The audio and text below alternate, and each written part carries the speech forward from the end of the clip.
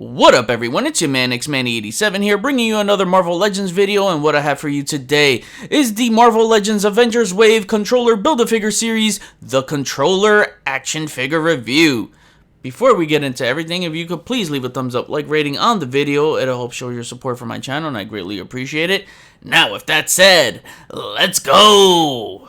Basil Sandhurst first appeared in Iron Man issue number 12, The Coming of the Controller, back in April of 1969, and was created by Archie Goodwin and George Tuska.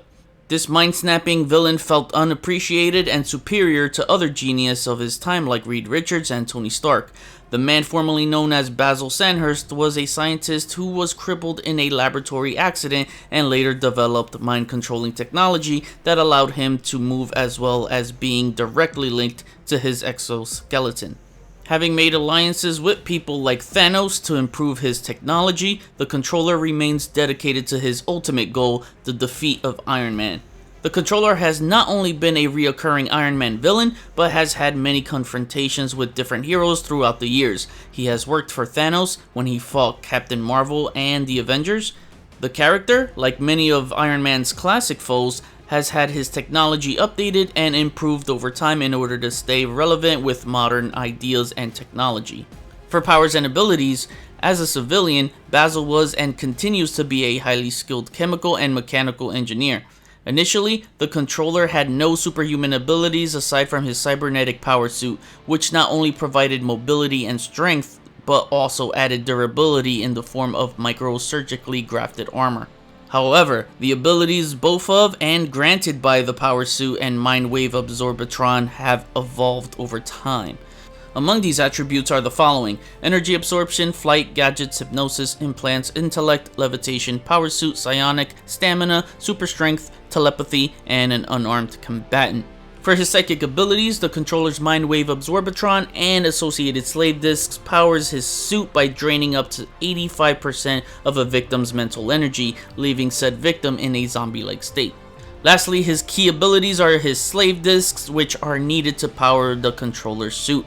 Originally, they were used via the mind wave absorbatron, but the technological upgrade from Thanos now allows the Controller to absorb energy directly from a slave disc to his power suit.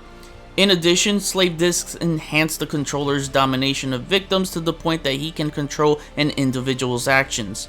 This ability has been shown to work for up to hundreds of people at a time. He can telepathically communicate to anyone wearing a slave disc and has been shown to be able to cohabit the body of some victims.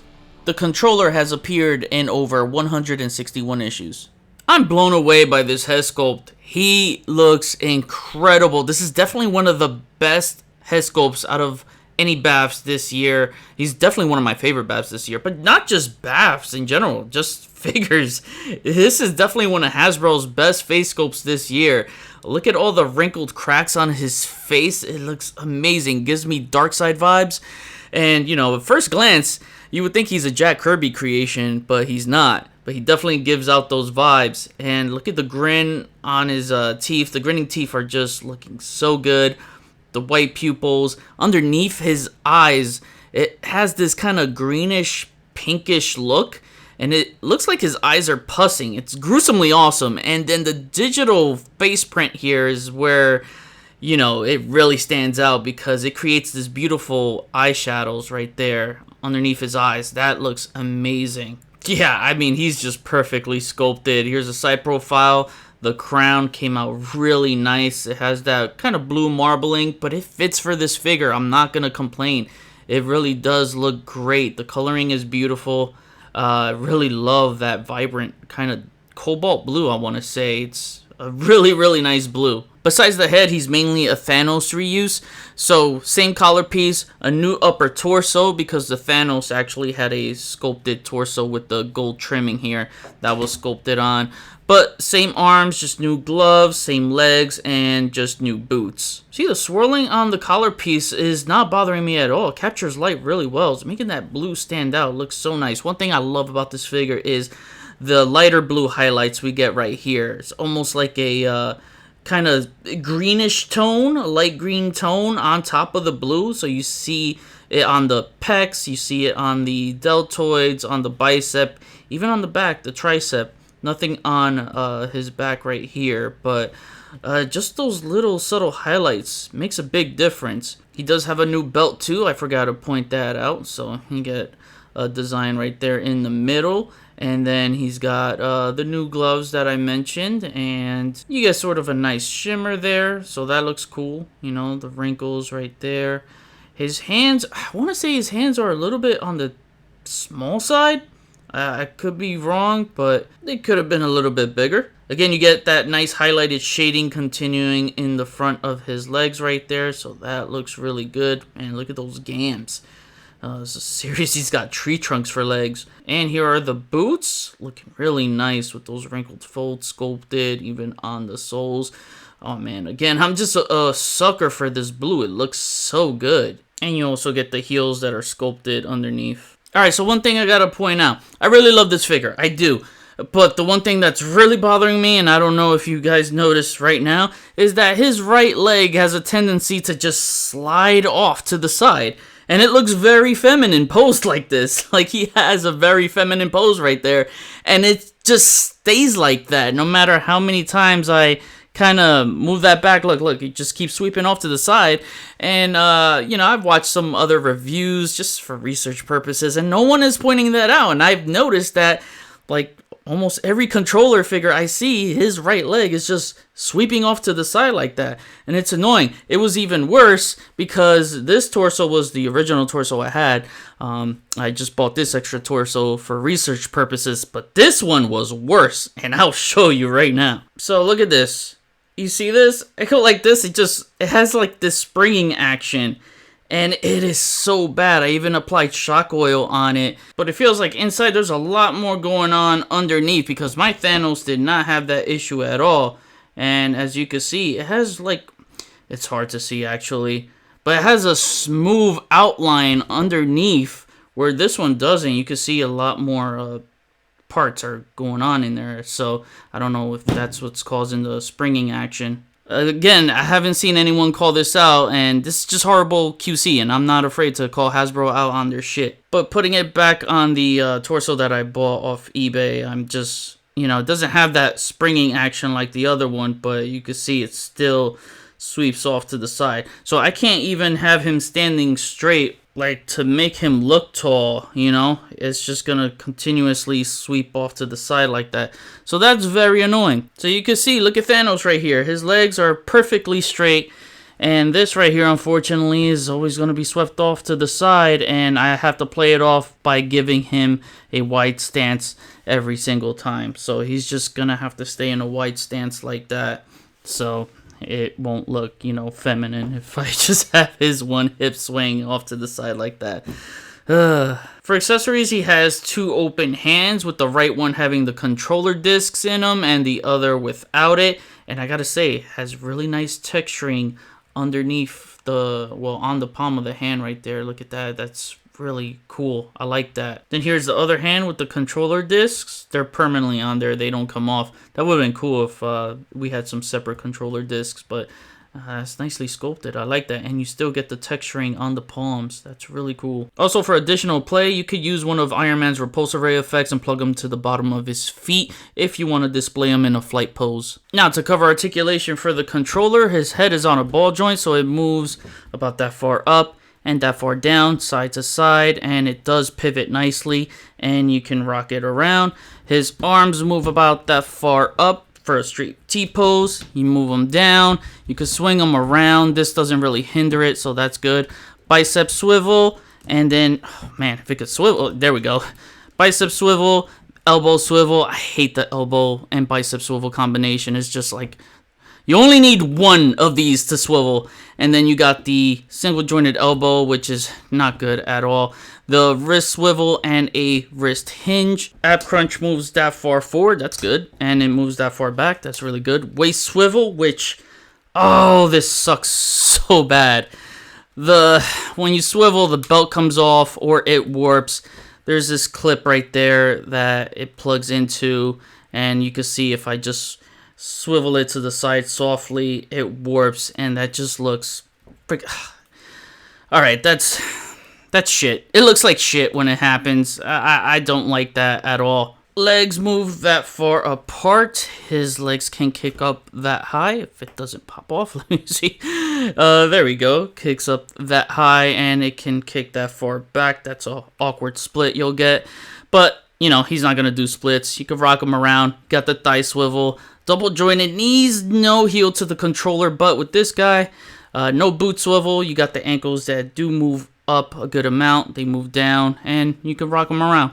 Now for some comparisons, here is the controller next to Thanos. He's a tad bit taller than Thanos with support of these new boots and a slightly bigger head. This reuse makes sense since both their attires look the same. I even remember customizers customizing a controller figure out of that Marvel Selects Thanos back in the day. Here is the controller next to the 20th anniversary Iron Man. Here is the controller next to some Iron Man villains, Ironmonger, Dread Knight, Blizzard, and Whirlwind. Here's the controller next to some other Iron Man villains, Crimson Dynamo, Grey Gargoyle, Spymaster, and the Living Laser. While Iron Man is said to have the worst rogues gallery out of the major A-list heroes because majority of them are D-list villains, but at least they are some cool D-list villains to me. I just appreciate my D-listers. Seriously, Whiplash along with an updated Titanium Man and Mandarin are needed now. Here is the controller next to the rest of the figures to complete this wave. While I usually do my ranking video separately, I'm just going to do it now as the holiday season always takes up much of my time. At the very bottom at number 8 is Speedball. I don't care how much paint they put in, if you can't put the accessories to complement his powers, which I said is in his own damn name, Speedball, it's incomplete, making the rest a wasted effort. Number 7, Madam Hydra. Yeah, they dropped the ball again with her, but she rounds out the Hydra collection for Marvel fans as that's a way more important faction than the New Warriors who could never even stay together. That's why I put her above Speedball. Number 6, Blue Marvel. I like this version of the Ultimates, and while I'm happy to have it, I would have preferred the version with the cape as his first figure. Outdated body, the hair stripe not being painted makes it look like T'Challa cosplaying him. One of the lows of this wave. Number 5, US Agent. Definitely a much needed update for the character, but it's an outdated update. Needed to be a lot more muscular, get rid of the flip to clip feature on the shields already and just stick to the straps, but he's needed to fill in that West Coast Avengers roster. Number 4, Iron Man Model 70. Hard to go against an all-new sculpt, which is something the line needs more of. The main reason why he surpasses 8, 7, 6, and 5. Every Iron Man needs to be fully painted in a metallic deco when gold is involved, and that's where this falls flat. Number 3, the controller. Despite some flaws, he's still a good figure and a top 3 on this list. Is he a top 10 contender? No, but he's definitely one of the best BAFs this year. I'll talk more about him in my wrap-up. Number 2, Herald of None Thor. A beautiful all-new sculpt from scratch with an amount of accessories that could have made him a deluxe. He'll probably be in some of your top 10s. He won't be for me. He should be, but there are some things holding it back that I'd put some other figures over him. I forgot to mention in my review that you can put him with your Fortnite figures since this Donny Cates version is the design that they chose from the comics to be in the game. I gave him an 8.5 rating, but I'll boost it to a 9 when I realized his fun factor is higher alongside Galactus. And the best figure of the wave goes to Quake, hands down one of their best female figures, and the interchangeability with Maria Hill to get 2 characters is awesome. The fun factor doesn't stop there as you can explore swapping several other female heads on this body for army building. Nothing beats the army building fun factor, so she has the most playability for me more than any other figure in this wave. Overall, I give the wave a rating of a 7.5 out of 10, which is a tie with the X-Men Bonebreaker wave. Now putting my biased opinion on all things X-Men aside, if I had to decide a tiebreaker and call it straight down the middle, then this controller wave wins. While the controller BAF is not better than the Bonebreaker BAF, when I look at the overall picture here, I think this wave fills in more gaps for the general Marvel fans. Lots of Avengers to fill in gaps such as Quake, Maria Hill, Blue Marvel, and US Agent, if you don't already have an Iron Man or Thor. Then Avengers villains to go against them such as the Controller and Madam Hydra, who will also bolster the Hydra shelf. I don't see general Marvel fans gunning for Vulcan, Darwin, Maggot, Siren, a non-90s Sabretooth, unless they are a hardcore diehard X-Men fan such as myself. Nothing wrong with that, each wave caters to a certain audience, which is why I love the variety of character selections so much in Marvel Legends.